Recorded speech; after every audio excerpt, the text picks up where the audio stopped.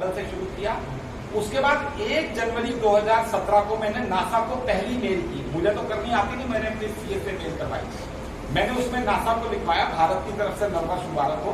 और आपकी gospel of Mathews में जो ये वर्सेस लिखी हुई हैं, मतलब वर्सेस का नंबर नहीं दिया, मगर उनको मैंने लिखा कि आपकी बाइबल में जो घटना लिखी हुई है वो धरती पे भारत के संबल परिक्षेत्र के एक ब्राह्मण के साथ वो घटना घट गई है।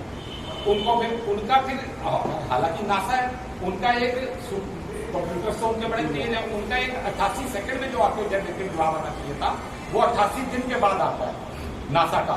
और 28/3/2017 को मुझे एक लेटर आता है उनकी मेल का जवाब कि ठीक है हमें मिल गया, we are very glad to know that you have been this further if you want to take any knowledge you go to our this website. पता नहीं करके 2 टके का उन्होंने जवाब नहीं दिया।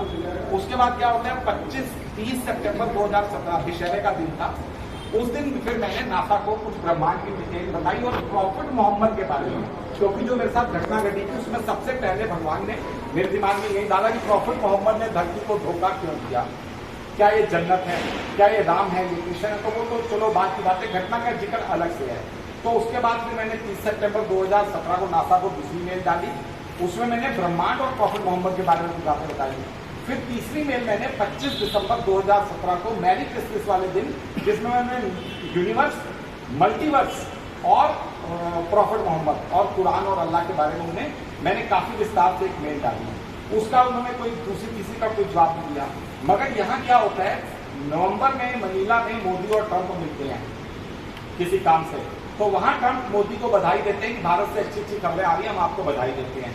तो मैं तो अखबारों की खबरों से चलता रहा, मुझे तो शासन प्रशासन ने कोई कॉन्टैक्ट किया नहीं, मेल देने के बाद, चिट्ठियां देने के बाद।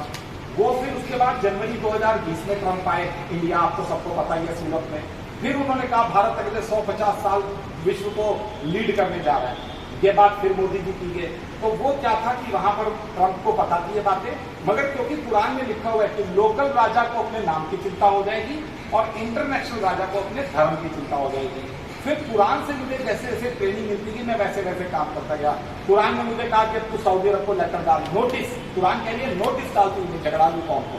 तो मैंने सऊदी के प्रिंस को फिर लेटर लिखा कि आपने जो 1450 साल पहले धोखा दिया मोहम्मद के नाम पे, हदीसें खड़ी कर दी, ये कर दिया। तो सऊदी अरब ने क्या किया, पिछले 1-1.5 साल में हड़बड़ में उन्होंने काबा सबके लिए खोल दिया। काबा पहले ओनली फॉर मुस्लिम था, वहां से वो बोर्ड हटा दिए। फिर सऊदी अरब ने क्या किया, जमातें बैन कर दी, फिर उन्होंने हदीसें रिजेक्ट कर दी। तो आपको पता है पिछले दिनों सऊदी ये इस्लामिक जगह में बड़ा बवाल